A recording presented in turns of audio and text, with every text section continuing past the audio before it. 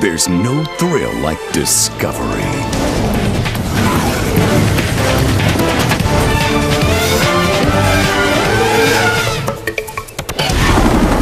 That's affirmative.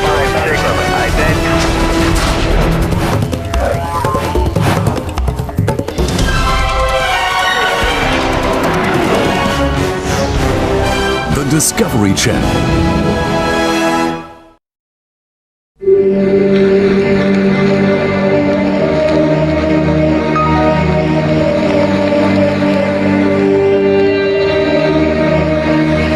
A 20 kilómetros del centro de Boston, hay un banco absolutamente distinto a los demás. All right, thank you very much. Thank you. All right, good night. Good night. Esta noche están a punto de hacer un depósito.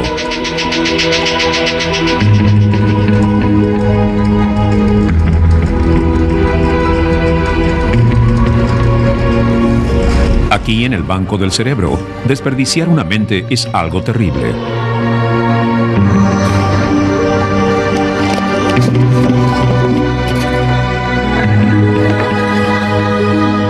En una masa de tejido de 1,3 kg, aproximadamente del tamaño de un pomelo, el cerebro humano guarda los secretos de lo que nos hace ser nosotros. Hasta hace muy poco, al cerebro se le consideraba una especie de caja negra, cuyos secretos estaban muy lejos de cualquier alcance. Pero actualmente los científicos están creando una revolución en imaginería, genética y biología molecular, la cual está abriendo dicha caja. A medida que la destapamos, estamos comenzando a comprender el logro más milagroso de la evolución. Y a medida que el cerebro nos va ofreciendo sus secretos, nuestra habilidad de gatillar su verdadero potencial podría estar al alcance de nuestra mano.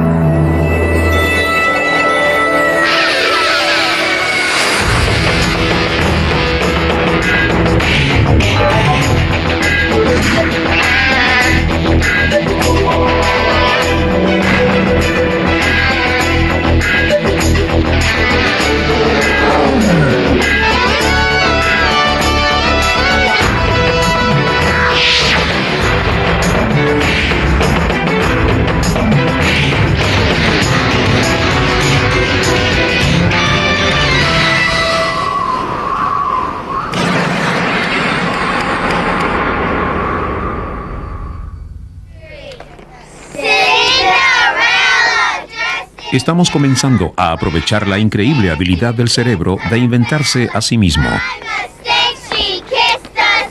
Y luego de continuar reinventándose a lo largo de toda la vida. Esta niña es un testimonio de la impresionante flexibilidad del cerebro humano. La joven Jodie Miller lleva una vida idílica, típica de una niña de 9 años. Uno jamás imaginaría que ella fue sometida a la cirugía más drástica que existe. Los primeros 3 años de Jodie fueron absolutamente normales.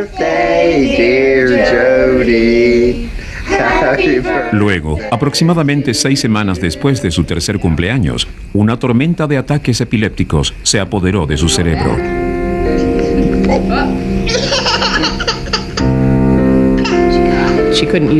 Ella casi no podía usar su brazo izquierdo, ni su pierna izquierda, la cual sufría múltiples tipos de ataques la mayor parte del tiempo. La vida cotidiana se convirtió en algo imposible. Los remedios no surtían efecto y los ataques amenazaban con tornarse mortales. Desesperados, los padres de Jodie la llevaron donde la neuróloga pediátrica Eileen Vining. Descubrimos que todos sus ataques provenían de su hemisferio derecho y sabíamos que prácticamente lo único que podría producir dicho cuadro en un niño era el síndrome de Rasmussen. El síndrome de Rasmussen es un desorden cerebral degenerativo, el cual desorganiza la actividad eléctrica que hace funcionar nuestros cerebros. Diminutas explosiones eléctricas estallaban en el hemisferio derecho de Jodie. Los ataques eran casi constantes. Perdió el control de su lado izquierdo. La única opción que quedaba era un tratamiento radical.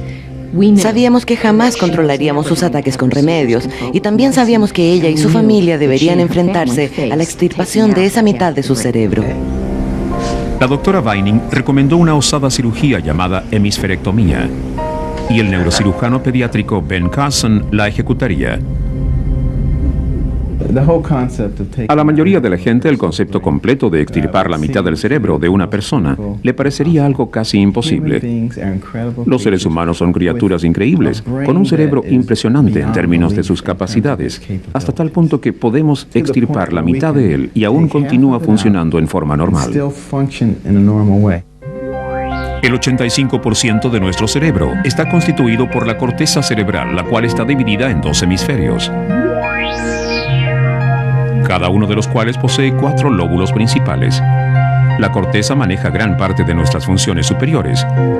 Zonas en ambos lados controlan el pensamiento, el movimiento y las sensaciones, pero el lado derecho controla nuestro lado izquierdo y viceversa. Jodie perdería casi todo su hemisferio derecho y la cavidad sería rellenada con fluido cerebral espinal. La operación debía efectuarse con gran precisión para evitar dañar las partes del cerebro que controlan las funciones vitales de Jodie, tales como sus latidos cardíacos y su respiración.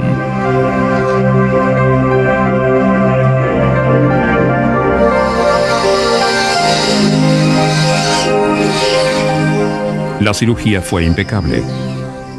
Lo que estamos mirando aquí es una imagen, un MRI que le sacaron a Jodie después de la cirugía y nos muestra la extirpación de su hemisferio derecho completo. Aquí apreciamos su hemisferio izquierdo completamente normal y todos los hermosos pliegues de su corteza. Y justo al medio podemos ver que donde antes estaba el hemisferio derecho, ahora hay fluido.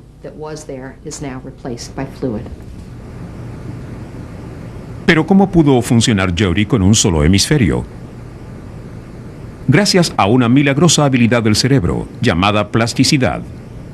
Nuestros cerebros realmente pueden cambiar de forma, creando nuevas conexiones entre neuronas o células cerebrales para reemplazar las dañadas o perdidas. El cerebro izquierdo de Jodie comenzó a reconectarse casi de inmediato. Al menos así de bien. Y si mal no recuerdo, estaba vestido de rosado como tú. A esta jovencita le extirparon la mitad de su cerebro. Se fue a casa, creo que 10 días más tarde, y lo hizo caminando, totalmente independiente. Y pudo salir del hospital así debido a la gran flexibilidad de su cerebro, a su plasticidad. Este fue capaz de decir, bueno, se necesita algo para mover su pierna izquierda. ¡Wow! Jodie continúa entrenando su cerebro para que supere la leve parálisis en su lado izquierdo. Basta, muy bien. Necesitas hacer estiramientos, querida, lo sabes, ¿verdad? ¿Lo estás haciendo? Yo sabía que no. No, está bien.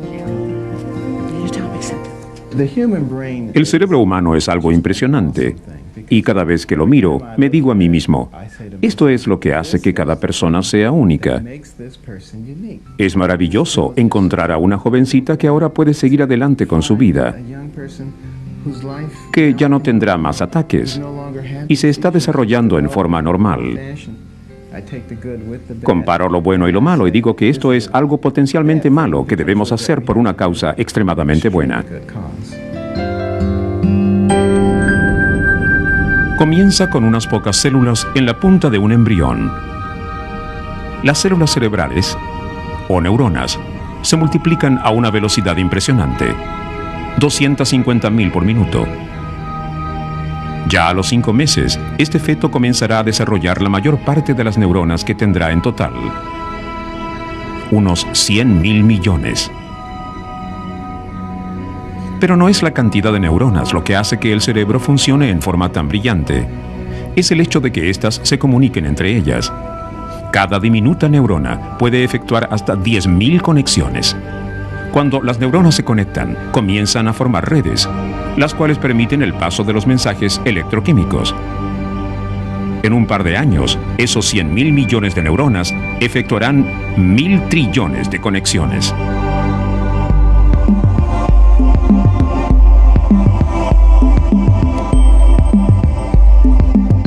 Durante décadas hemos sabido que los genes dictan la estructura básica de las redes cerebrales. Pero recién hemos comenzado a comprender que nuestras experiencias son las que completan el cerebro y hacen que nosotros seamos quienes somos. Las sensaciones, el movimiento e incluso los juegos moldean el cerebro del niño. Cada experiencia refuerza algunas conexiones. Estas son las que serán retenidas a través de toda la vida, creando nuestros sentidos, nuestra habilidad de imaginar, de aprender e incluso de amar. En otras palabras, eso nos hace ser quienes somos.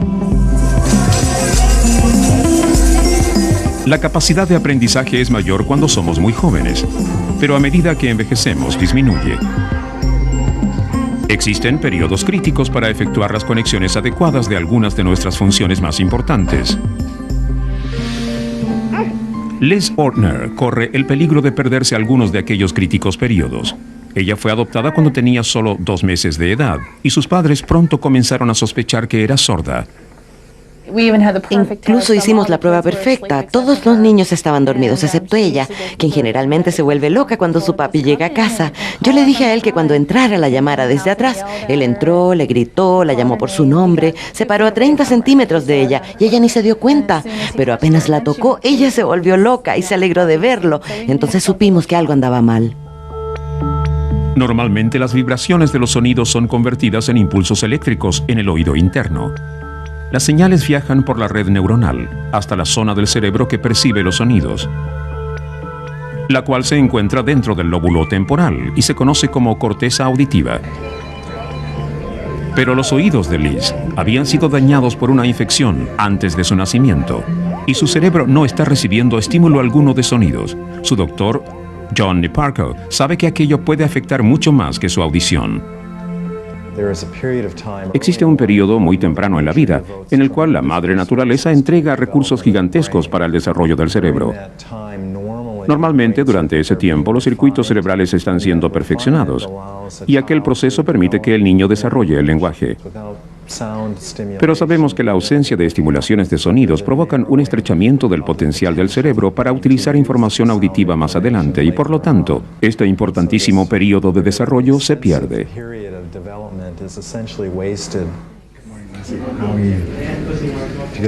¿Cómo está? ¿Pudo dormir anoche? Bueno, como 2 horas. Espero que usted esté bien descansado. Sí, estamos listos para comenzar. No quiero que perfore mucho su cráneo. No, de ninguna manera. Tendremos mucho cuidado. Ahora Liz tiene 14 meses de edad. Con cada día que pasa, ella está más cerca de perder el periodo crítico, dentro del cual ella podrá aprender a hablar con facilidad. Pero hoy tendrá la oportunidad de ganarle a esa fecha tope. Un equipo quirúrgico insertará un ingenioso aparato llamado implante coclear en su oído interno. Si funciona, ayudará a reactivar sus canales auditivos, transmitiendo impulsos eléctricos hacia su corteza auditiva. Y ella podrá oír. Mi enfoque quirúrgico será entrar detrás del oído, como pueden ver aquí, y abrir este sistema de células de aire. Obviamente, en un bebé es bastante estrecho. Intentaré ubicar el aparato cerca de esta zona en el cráneo, encima y detrás del oído. Esta debería ser una buena ubicación para ella. Liz es uno de los niños más jóvenes que ha recibido un implante coclear, con lo cual tendrá la mejor oportunidad posible de ponerse al día.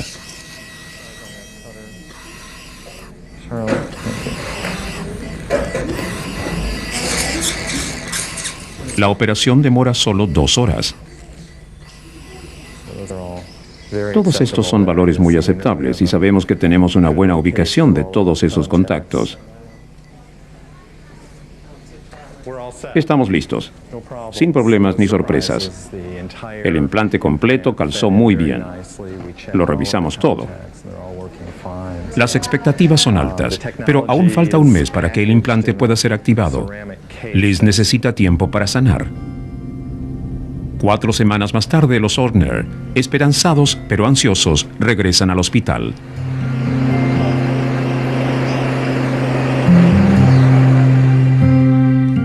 Llegó el momento, finalmente. Todos hemos estado contando los días. Este es un gran día para ella. Es como nacer dentro de un nuevo sentido. Al menos no tendremos que susurrarle. Creo que ella estará impactada y creo que se asustará. Si ella tan solo me mira y me sonríe con los ojos bien abiertos, estaré dichosa. Si se pone a llorar, yo lloraré a su lado.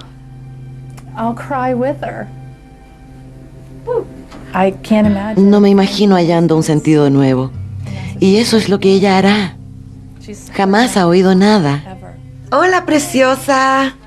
Ahora comenzaré con una presentación muy suave de algo que a ella le sonará como un bip, bip, bip o algo muy extraño. Por lo tanto, ella podría ignorarlo o bien molestarse. Quizá incluso se aferre a usted. No puedo creer que ella no sepa que el aplaudir con las manos emite un sonido de aplauso, pero así es. Por lo tanto, si logramos que ella reconozca que en la vida hay sonidos debido a algo, eso ya será un gran paso. Voy a comenzar. No espero que ella escuche esto al principio, ¿ok? Liz está enfrascada en su juego, mientras todos la observan cuidadosamente en busca de alguna respuesta a un suave bip. ¿Guiña un ojo? El audiólogo aumenta el volumen levemente. Sí, ¿oíste eso? Liz Horner ha escuchado sus primeros sonidos. Sí, ya sabes de dónde proviene ese sonido. Ahora su cerebro puede comenzar el proceso de conectarse para la audición y el lenguaje. Si todo sigue bien, ella debería estar hablando dentro de 2 años.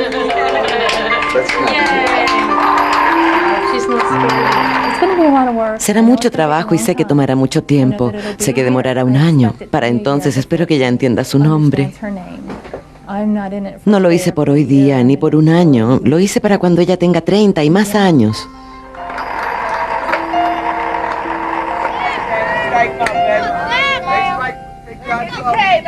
Durante la niñez, el cerebro fabrica millones de conexiones, muchas más de las que llegará a utilizar, aportándonos así innumerables opciones respecto a lo que aprendemos y en qué podemos sobresalir. Pero si no se utilizan, se pierden. Al final de la niñez ocurre un dramático proceso de poda. Las conexiones utilizadas con frecuencia son reforzadas y los eslabones poco utilizados desaparecen. Cuando llegamos a la adolescencia, solo queda la mitad de ellos. Pero esa es solo una parte de la historia. Hay muchas más cosas ocurriendo dentro del cerebro adolescente, aunque a veces aparenten ser menos. Uno realmente no sabe a dónde va hasta el último minuto y luego termina en algún lugar. Uno no puede planificar lo que hará durante los fines de semana, porque cualquier cosa puede ocurrir. Lo hice por la apariencia. Bueno, es como... Un día dije, hagámoslo y lo hice. Las casualidades a veces son emocionantes. Recientemente la ciencia ha confirmado lo que los padres han sospechado durante décadas. El cerebro adolescente realmente es diferente. La doctora Yergalyn Todd ha observado algunas profundas diferencias entre la forma en que los adolescentes y los adultos procesan la información emocional. Cuando comparamos cerebros adultos con cerebros adolescentes, descubrimos que los adultos usan su corteza frontal para procesar información y los adolescentes usan una zona más antigua del cerebro, la amígdala, para hacerlo. La amígdala fue una de las primeras estructuras en desarrollarse durante la evolución de nuestros cerebros. Allí es donde residen las reacciones instintivas, tales como la rabia y el miedo. Quizás no sea para sorprenderse que el cerebro adolescente la utilice mucho más que el cerebro adulto. A medida que maduramos, se van efectuando conexiones más firmes entre las distintas estructuras de nuestros cerebros. Las reacciones instintivas de la amígdala son moderadas por la corteza frontal, la cual constituye el logro máximo del cerebro humano. Ahí residen la planificación, la razón y el juicio moral. Una corteza frontal activa es señal tanto de madurez emocional como de inteligencia. Entonces, ¿cómo se vería el cerebro de un genio? Y más aún, si él o ella fuera un adolescente. Nosotros trajimos al niño prodigio Michael Carney a Boston, acompañado por su padre para un examen único. Nadie jamás había atisbado dentro del cerebro operativo de un genio. Yergalyn Todd vería más conexiones o más área cortical, y ese cerebro funcionaría más como el de un adulto o el de un adolescente. A él lo han llamado 1 en 1000 millones. En 1994, Michael fue la persona más joven en graduarse de la universidad a la tierna edad de 10 años. Aquel era su tercer o cuarto récord mundial de Guinness. Michael Kervin Carney, cum laude. Yo fui la persona más joven en graduarse en la secundaria a los 6 años. También a los 6. Fui la persona más joven en entrar a la universidad. A los 10 años fui la persona más joven en graduarse en la universidad y a los 14 fui la persona más joven en obtener un título de magíster. Soy una especie de niño de 32 bits en un mundo de 8 bits. Siempre he tenido que equilibrar el lado adulto con el lado infantil. Aún me gustan los juegos de video y leo revistas de caricaturas. Todo ese tipo de entretenciones infantiles. Es un poco raro porque cuando actúo en forma normal, es decir, como un niño normal, me dicen que soy inmaduro.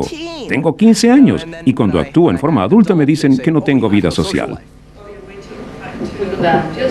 Michael es lo que se conoce como un prodigio de ómnibus. Él sobresale en todo lo que desea hacer. Su coeficiente intelectual supera todos los parámetros. Cuando llevamos a Michael donde la doctora Jörgelin Todd, ella no estaba muy segura de lo que encontraría. Una pregunta que nos gustaría poder contestar es en qué forma un genio es distinto a una persona normal en términos de procesamientos cerebrales. Y creemos que una forma en que esto podría ocurrir es que las redes y las conexiones cerebrales sean distintas en individuos superdotados o excepcionales. El equipo le hará a Michael distintos tipos de pruebas y luego grabará qué zonas de su cerebro se activan. Debido a sus impresionantes habilidades mentales, ellos esperan que su lóbulo frontal anule las reacciones más emocionales de su amígdala. ¿Cómo estás, Michael? Bueno, Michael, la mesa se moverá. Ellos comienzan pidiéndole a Michael nombrar la mayor cantidad posible de palabras que comiencen con alguna letra designada, para lo cual él utilizará su intelecto. Lo hizo muy bien. ¿Cómo vas, Michael? Bueno, demoraré un minuto. Luego él mira fotos de personas e interpreta la emoción en sus rostros. Esto requiere un juicio más subjetivo, y a Michael le cuesta un poco.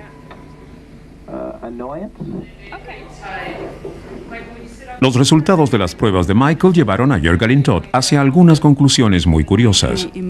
El trabajo emocional demostró que él se desempeñó como un adolescente típico, es decir, su amígdala se activó, pero sus lóbulos frontales no lo hicieron en forma importante. Pero cuando le pedimos que hiciera un examen de producción de palabras, Michael lo completó predominantemente con sus lóbulos frontales.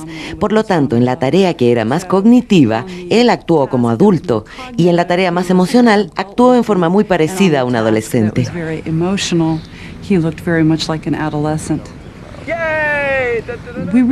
Realmente no sabemos por qué Michael es tan inteligente, ni por qué puede procesar información en forma tan rápida.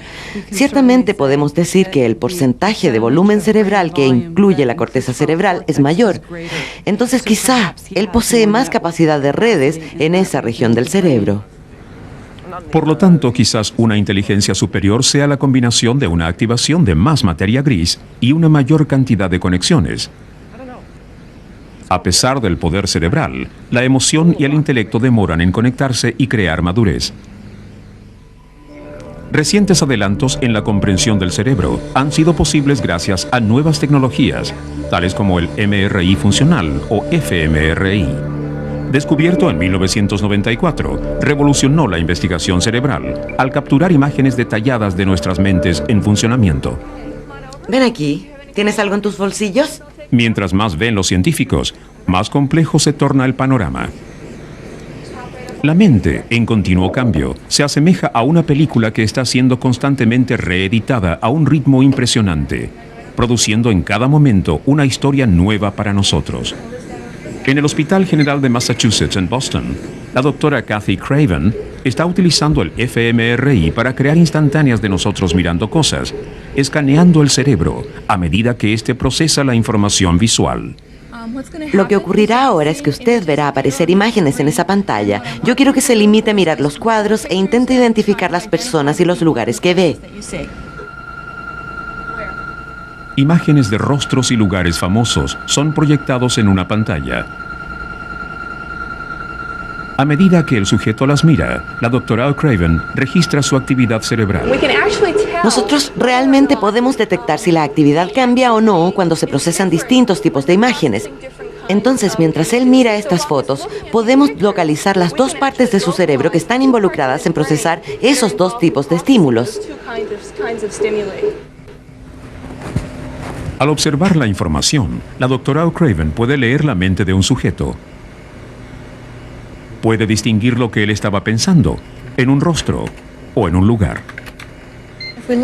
Si miramos dentro de la región donde se encuentra la zona de lugares y vemos este tipo de actividad, estos montículos, sabemos cuán fuerte era la señal, la actividad cerebral como función de tiempo. Aquí es cuando el sujeto estaba observando rostros, aquí es cuando estaba observando lugares, rostros nuevamente, lugares, rostros, lugares. El fMRI puede tomar una instantánea del cerebro cada medio segundo, pero eso es lentísimo comparado con la supervelocidad de la actividad cerebral, la cual procesa cientos de miles de señales por segundo. Ahora existe un nuevo invento que capta imágenes móviles de la actividad cerebral. En 1999, al combinar el fMRI con un proceso llamado magnetoencefalografía, los científicos del Hospital General de Massachusetts hicieron las primeras películas acerca del cerebro en funcionamiento. El equipo de imaginería de aquel hospital está encabezado por el Dr. Bruce Rosen. Las películas de actividad cerebral que estamos generando realmente están al borde de la tecnología de la cartografía cerebral, ya que combinan la alta resolución del fMRI con la resolución de alto temple, la habilidad de ver en tiempo de magnetoencefalografía. Estas imágenes han sido desaceleradas para mostrar cómo un pensamiento puede volar a través de un cerebro en milisegundos. Ellas revelan un cerebro impresionantemente dinámico. Realmente podemos observar que la información dentro del cerebro no es estática ni ocurre en una sola dirección, sino que realmente es una especie de marea de información que fluye entre una parte del cerebro y otra y que vuelve a retroalimentarse en una forma muy compleja que recién ahora estamos comenzando a detectar. Aún nos falta mucho para comprenderla. Toda esta actividad es posible gracias a una cosa, la química cerebral, la cual permite la transmisión de señales dentro del cerebro. La química entre personas es más que un mero dicho, e investigaciones recientes podrían estar apuntando a ciertos atisbos nuevos dentro del sentimiento humano más misterioso de todos, el amor. Un estudio está investigando cómo la mente produce aquellos momentos tiernos y apasionados, incluso en los roedores. Son bastante tiernos, a su manera. Pueden morder, pero el nivel de su comportamiento social es impresionante. El hecho de que forman estas relaciones de tan larga duración y su increíble fidelidad, eso en sí es impresionante. El Dr. Tom Insel está fascinado por el cerebro de una pequeña y afectuosa criatura llamada topo de las praderas, uno de los pocos mamíferos que se empareja de por vida. Ellos experimentan un cambio de vida impresionante cuando se aparean. De allí en adelante, tanto el macho como la hembra muestran estas profundas diferencias conductuales. La hembra demuestra una preferencia vitalicia por la pareja con la cual se acaba de aparear. Ahora, la pregunta es, ¿qué estaba ocurriendo en su cerebro para provocar ese cambio de personalidad? ¿Qué sucede en el cerebro? Para averiguarlo, el Dr. Insel comenzó a observar las costumbres sociales del topo hembra.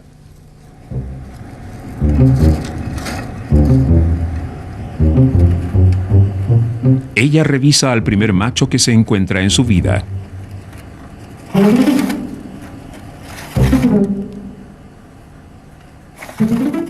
Y no está impresionada. Pero cuando conoce al otro macho con el cual se aparea, está claro que encontró a su enamorado. Cuando Insel examinó los cerebros de los topos, descubrió que ellos liberaban dos sustancias al momento de aparearse, llamadas oxitocina y vasopresina. Son neurotransmisores, es decir, sustancias químicas que transportan mensajes a lo largo de las redes neuronales. Estos dos son elaborados en la porción del cerebro llamada hipotálamo, el cual está conectado con casi todas las otras porciones del cerebro. El hipotálamo es la fuente de algunos de nuestros instintos más básicos, incluyendo el deseo. Ellos activan circuitos que son importantes para el refuerzo. Desde la perspectiva del animal, él quiere más y más de lo que acaba de experimentar. Lo que nosotros llamamos lazos sociales, de alguna forma es el deseo de estar con la pareja con la cual ellos experimentaron este momento neuroquímico tan especial.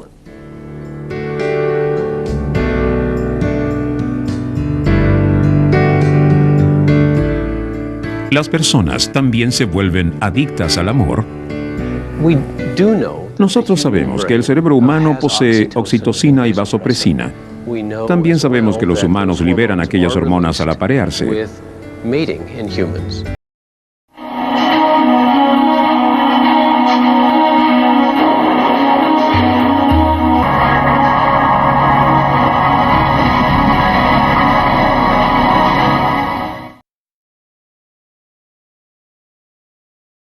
There's no thrill like discovery.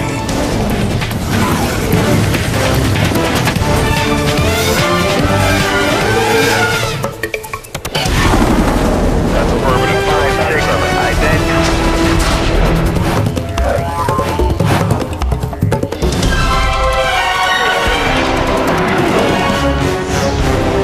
The Discovery Channel.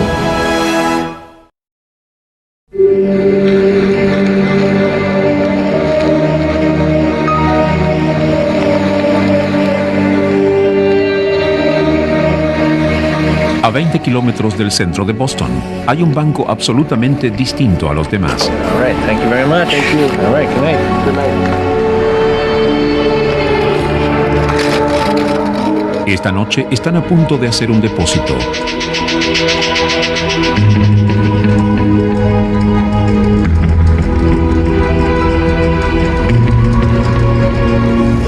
Aquí en el banco del cerebro, desperdiciar una mente es algo terrible.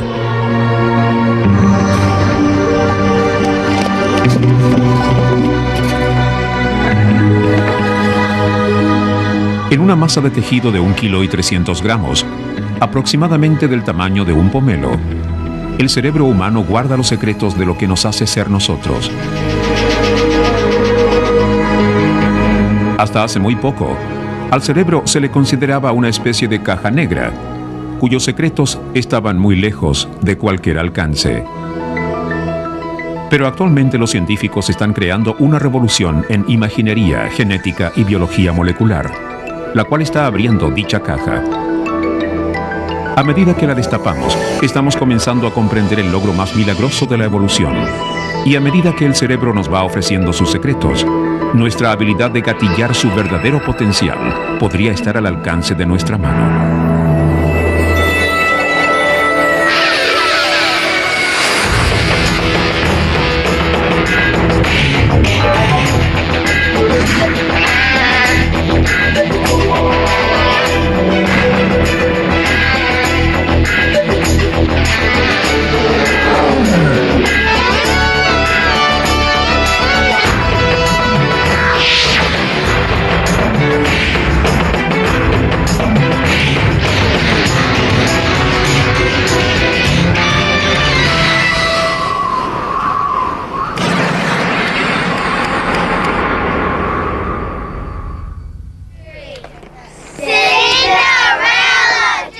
Estamos comenzando a aprovechar la increíble habilidad del cerebro de inventarse a sí mismo.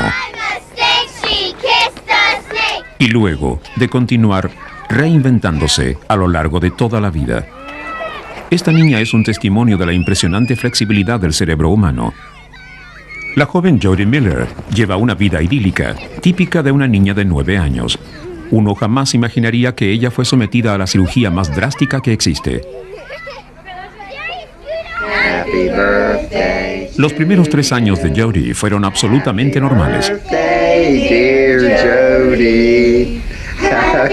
Luego, aproximadamente 6 semanas después de su tercer cumpleaños, una tormenta de ataques epilépticos se apoderó de su cerebro.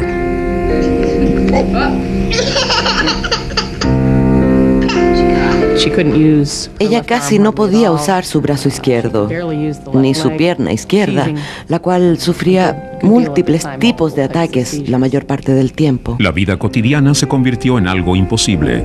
Los remedios no surtían efecto y los ataques amenazaban con tornarse mortales. Desesperados, los padres de Jodie la llevaron donde la neuróloga pediátrica Eileen Vining. Descubrimos que todos sus ataques provenían de su hemisferio derecho y sabíamos que prácticamente lo único que podría producir dicho cuadro en un niño era el síndrome de Rasmussen. El síndrome de Rasmussen es un desorden cerebral degenerativo, el cual desorganiza la actividad eléctrica que hace funcionar nuestros cerebros.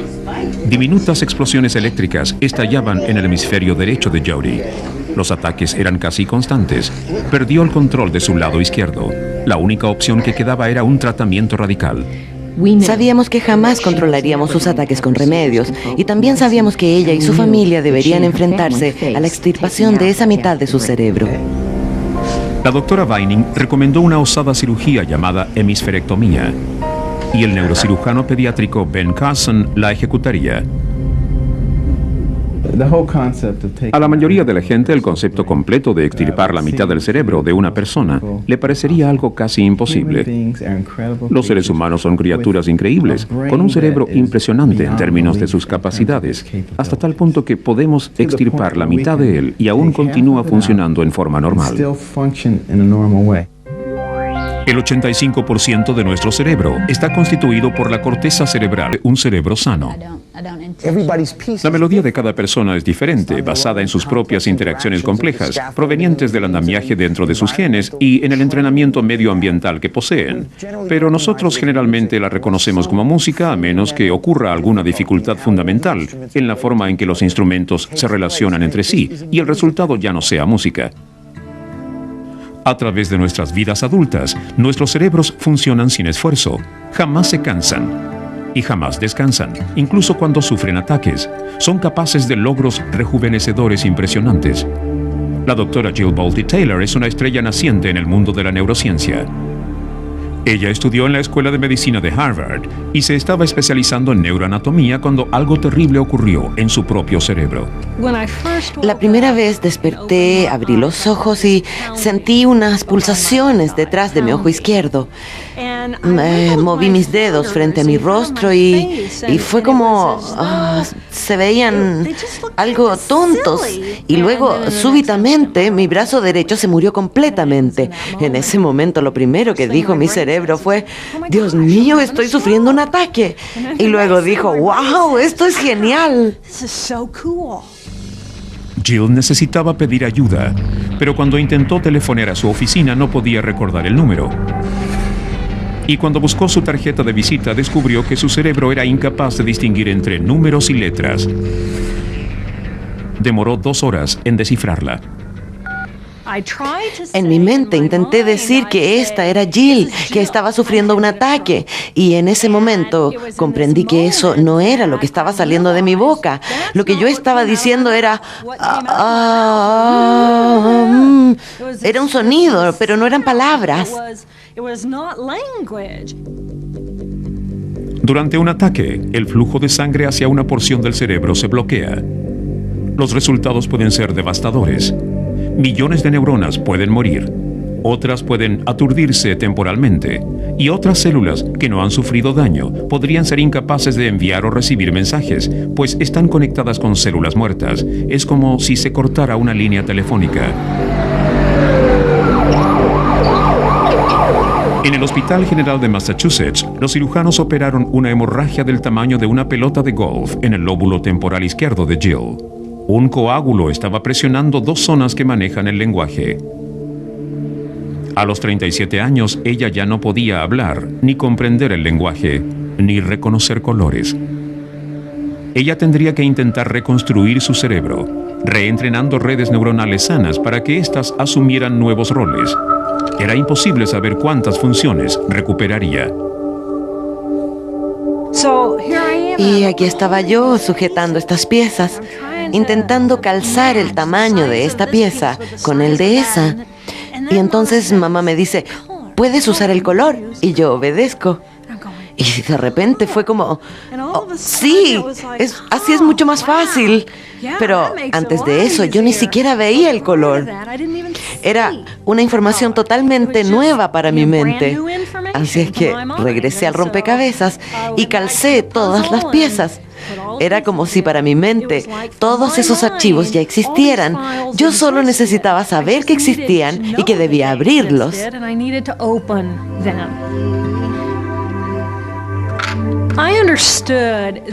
Comprendí que mientras más pronto mi mente restableciera sus conexiones dañadas, más fácil me sería volver a aprender.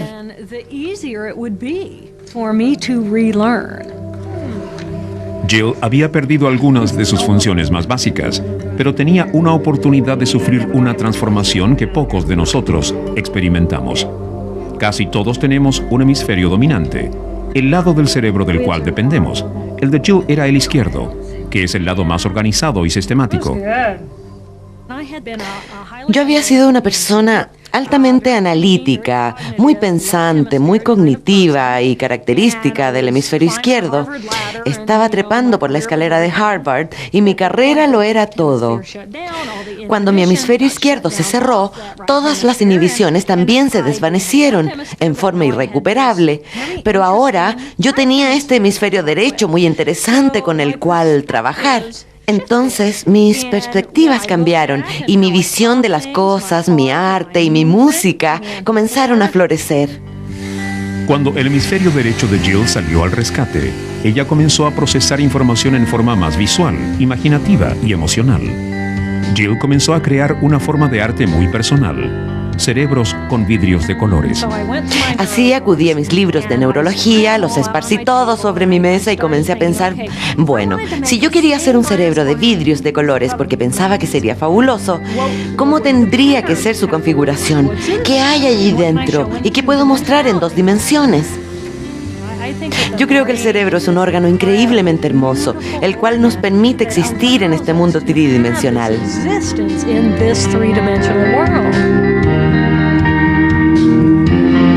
Hoy Jill ha encontrado un nuevo equilibrio en su vida, pero antes tuvo que luchar contra un cambio radical en su forma de ser. ¿Cómo construiré mi vida ahora? ¿Cómo lograré que la gente comprenda que quizá yo me parezca a mí y quizá suene como yo, pero ahora soy distinta? Esa persona murió esa mañana y yo debía permitirme dejar de regresar a ser ella solo porque tenía una vida grandiosa. Ella tenía una vida grandiosa y yo quizá jamás regresaría a ella. Pero podría construir una nueva vida grandiosa y aquello necesitaba estar bien.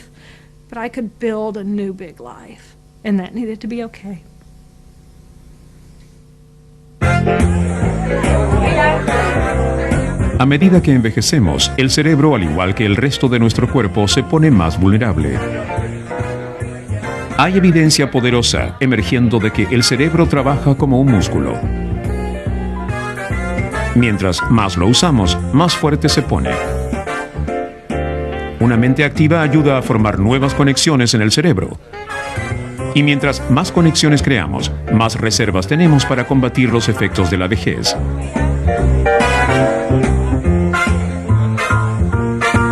Sin embargo, los beneficios no solo son físicos. Ejercitar la mente es clave para mantenerla en forma.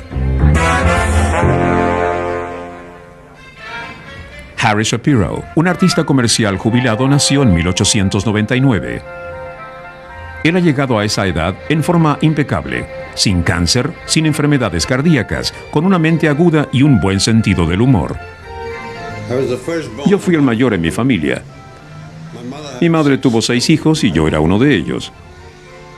Junio, julio, agosto. En 6 meses más cumpliré 100 años.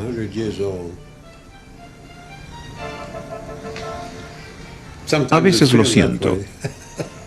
Y a veces siento que nací ayer. A él le gusta la comida china, el buen tabaco de pipa, Bach y Beethoven. De hecho, la música incluso inspira sus cuadros. Tiempos primitivos es de la 7ª sinfonía de Beethoven. Hay un tercer movimiento, una danza primitiva, y de allí saqué mi idea. Me gusta sentir que esto posee calidad musical. Que uno casi puede, yo lo hago. A veces canto mientras pinto. Harry es la más reciente adición al estudio centenario de Nueva Inglaterra, el cual está documentando a las personas que han alcanzado los 100 años. Yo diré las cifras y usted repetirá después de mí. La doctora Marjorie Silver, quien encabeza el estudio, está probando la habilidad mental de Harry. Yo creo que la clave es que mientras más aprende uno, más es capaz de aprender. Por lo tanto, las personas que continúan enfrentando desafíos nuevos y aprendiendo nuevas cosas tendrán mentes agudas hasta la ancianidad. ¿Está listo? 2, 5. 2, 5. 3, 1, 6. Realmente me sorprendió que él pudiera repetir 8 dígitos, lo cual constituye el test de atención. Solo hay otro centenario que logró eso y había sido contadora. 5, 9, 2, 8, 4. Lo hizo muy bien. Este hombre de 100 años sobrepasó lo que una persona promedio logra a una edad mucho más temprana. Esto es similar y esto es diferente. Correcto. Lo realmente increíble acerca de él era su constante aprendizaje. Él estaba incesantemente pensando en nuevas cosas, le encantaba aprender. Él se describe a sí mismo como un niño pequeño que le encanta aprender cosas, y aquello le duró toda su vida. Consecuentemente, cada vez que aprendía algo, su cerebro estaba construyendo más habilidades para aprender, estaba construyendo nuevas vías, nuevas conexiones entre las neuronas. Por lo tanto, él realmente ha acumulado una reserva funcional que realmente le ayuda a mantener su mente funcionando muy bien. Yo creo que el motivo por el cual he durado tanto en esta tierra es por mi amor a la pintura, la música y la literatura, cosas que elevan el espíritu del hombre.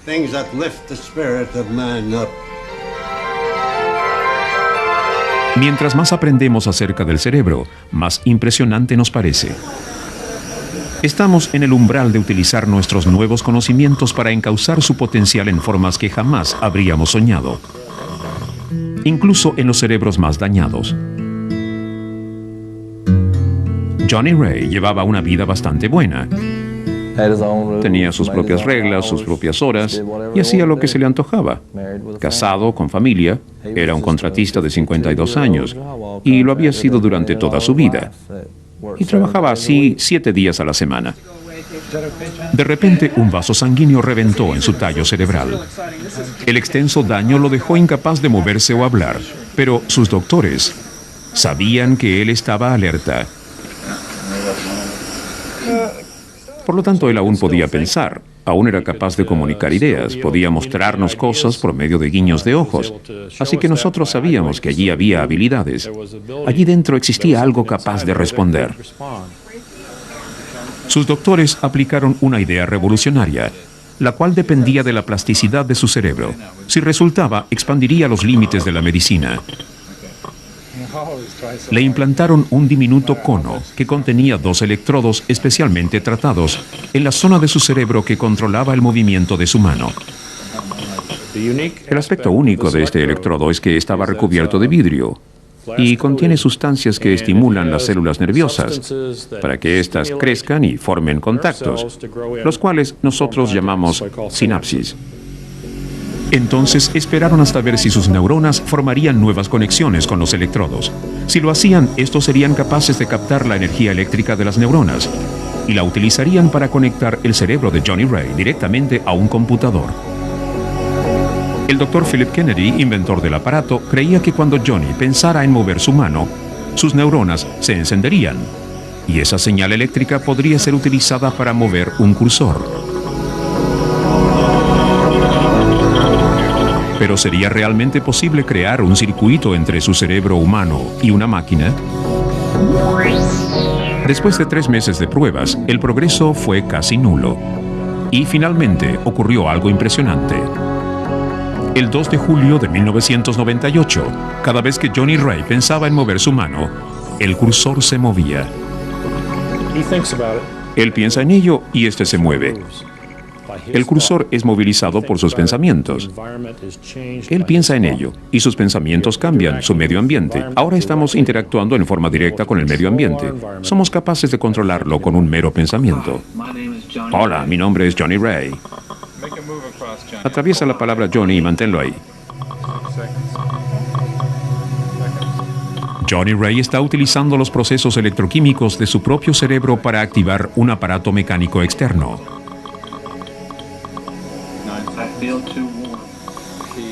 Él fue capaz de mover el cursor a través de la pantalla de izquierda a derecha. y pudo ingresar cada icono y permanecer allí durante 2 segundos mientras decía lo que tenía que decir. Se trata de un nuevo nivel de mente sobre materia y abre un mundo entero para Johnny Ray y otros como él. El aspecto comunicacional es tremendo. Podemos tipear nuestro nombre y escribir cartas. Podemos enviar y recibir emails. El potencial es ponerlo en Internet para que pueda comunicarse con otras personas que sufren enfermedades y discapacidades, para que puedan expresarse. Debajo de todo esto, él tiene una personalidad, la cual no podría expresar de ninguna otra manera. El milagro del cerebro humano se eleva aún más gracias a las posibilidades que yacen frente a nosotros. La comprensión del funcionamiento del cerebro es darnos cuenta de lo que somos como personas. No solo debería permitirnos comprender las funciones discretas como memoria, lenguaje o visión, sino que debería permitirnos estudiar incógnitas como imaginación y conciencia humanas. Los hombres y mujeres que están investigando el interior del cerebro no cesan de maravillarse constantemente con él, sin importar cuánto descubran acerca de sus funcionamientos más profundos. Se considera que el cerebro humano probablemente es el más sagrado de nuestros órganos. Es lo que nos define como seres humanos. El cerebro humano es algo maravilloso y cada vez que lo miro me digo a mí mismo, esto es lo que hace que cada persona sea única. Comprender aquello que permite la comprensión es la búsqueda máxima de nuestra forma de ser. Comprender nuestro propio cerebro es una respuesta al profundo desafío emitido por la mente de un gran filósofo. Conócete a ti mismo.